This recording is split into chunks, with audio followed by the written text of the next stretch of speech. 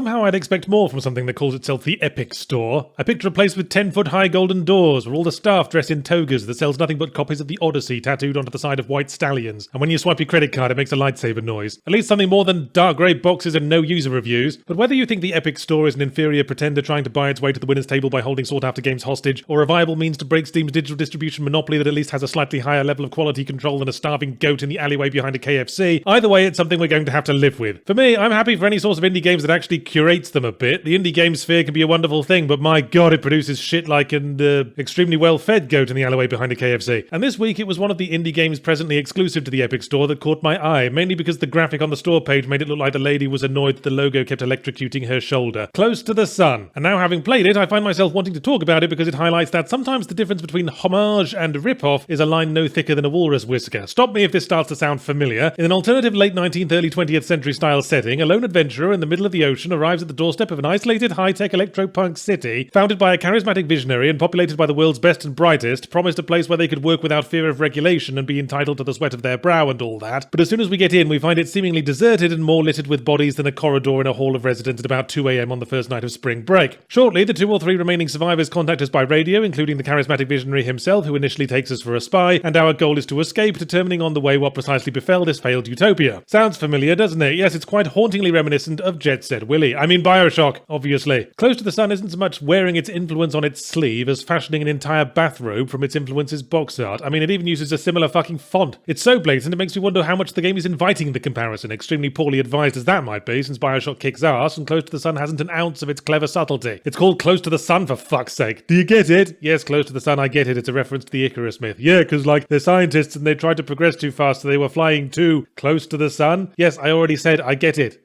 My high school English teacher liked it. I'm sure he did. For another example, the Andrew Ryan stand-in who founded the city is Nikola Tesla, as in actual Nikola Tesla, the person. And I believe I've counselled before that one should be wary of any game in which Nikola Tesla is a character. It happens with slightly alarming frequency, because he's the pin-up boy of choice for a certain kind of person frequently found in video game development. The man whose capacity for making things go whoosh, crackle, kabang in exciting new ways made him accepted in society despite having the social skills of a leper with no inside voice. So yeah, a lot less subtle. Although that might on reflection be the wrong word for Bioshock, a game that centralised fighting diving suit cyborgs with giant drills for hands. There's not much of that in Close to the Sun. There's not much of any kind of gameplay, truth be told. It's of a type not unlike a walking simulator, but a sort of advanced level walking simulator, where you get messily killed if you don't walk in precisely the correct manner at times. There's a lot of waiting for the right moment to walk in between bolts of electricity, and on a few occasions you have to walk very briskly away from hunty chasey monsters, because this is a first-person horror game with no combat mechanics, so what the fuck else did you think you would be doing if not outlasting this shit? Generally, the grace period you're given to internalize the fact that we have moved from the introspective exploration bit to the fleeing blubbering for our life as fast as our shit-spattered legs can carry us bit is around 4 nanoseconds, so you get killed very quickly if you don't follow the precise intended path. Also, all the jumping in this game is contextual, so if you have to jump over an obstacle during the chase sequence, all you can do is hammer on the use button as you approach, and hope to god the animation triggers before the chaser covers the 8 or 9 centimeters of distance you have on them. Oh, I was so eager to shit on the chasing sequences I forgot to summarize the bits of the plot that aren't Bioshock. You play as a feisty hotshot reporter lady who comes to Rapture, I mean Helios, in search of her sister, a feisty hotshot scientist lady. Neither of whom talk much like they're from 1897. At one point, hotshot reporter requests the hotshot scientist, quote, cut out the nerd shit, the lesser-known Emmeline Pankhurst, quote. Well, it is an alternative history setting. Maybe the advances of Nikola Tesla also advanced human dialect by a century or two. As for what happened to Helios, it turns out that a time travel experiment ended with the ship getting filled with wibbly-wobbly blue science gas, and then growly monsters came out of it and killed everyone. See, this is what I mean by less subtle. Rapture's downfall came from the inherent flaws of its concept and in human nature. Bioshock's setting is making a philosophical point that any dream of utopia is inherently incompatible with the concept of free will. Meanwhile, the point Close to the Sun seems to be making is that if you do too much science, then monsters will come and bite your face off because they're the fucking interdimensional science police or something. Well, maybe it's a little deeper than that, but the plot leaves so many threads untied, it's hard to say. On multiple occasions, it's hinted that you yourself will at some point travel back in time to the present, and you're dealing with situations that your future self has in some way instigated. But then the game ends, and none of that happens. Don't do that, story writers. You're only supposed to leave loose threads to fuel the sequel, not the entire resolution of the fucking plot. It's like bringing someone halfway to orgasm, then going away for 6 months, coming back, finishing the job, and saying, aren't you lucky you had an orgasm that lasted 6 months, if you follow me. So after the plot let me down, I'm not sure there's much to recommend Close to the Sun. I suppose it looks good and has some very nicely designed environments. Sometimes you can even see the fucking things through the spotty atmospheric lighting, so if you think man can live on a nice bit of visual atmosphere alone, go nuts. Frankly, I think Close to the Sun presents a cautionary tale. If you're going to knock something off, maybe pick something that isn't really good and made by more competent people than you. Why not try to make, say, Ride to Hell, but actually functional and consequently infinitely less interesting, and then rename it something like Days Gone.